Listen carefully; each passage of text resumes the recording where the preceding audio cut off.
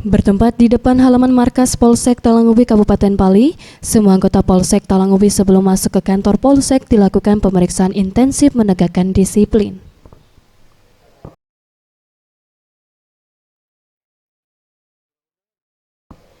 Dipimpin Kapolsek Talangubi, Kompol Suhardiman bersama unit Provos, satu persatu melakukan pemeriksaan surat menyurat, baik KTP, SIM, kartu anggota Polri, semua anggota yang masuk kantor.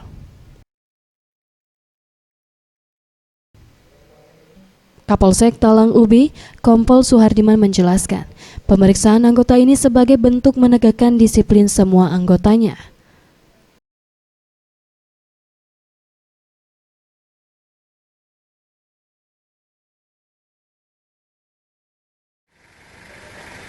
Biasa untuk kegiatan rutin selain penertiban masyarakat, aparatur sipil juga anggota Polsek Talangubi. Jadi jangan sampai pandangan dari masyarakat kita ini tebang pilih. Hasil pemeriksaan gimana? Masih banyak ditemukan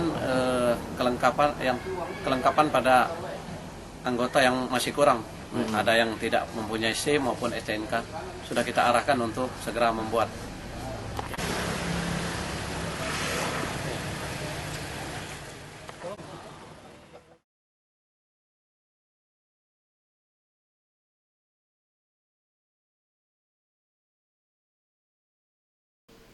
Boris Simbolon, Sriwijaya TV.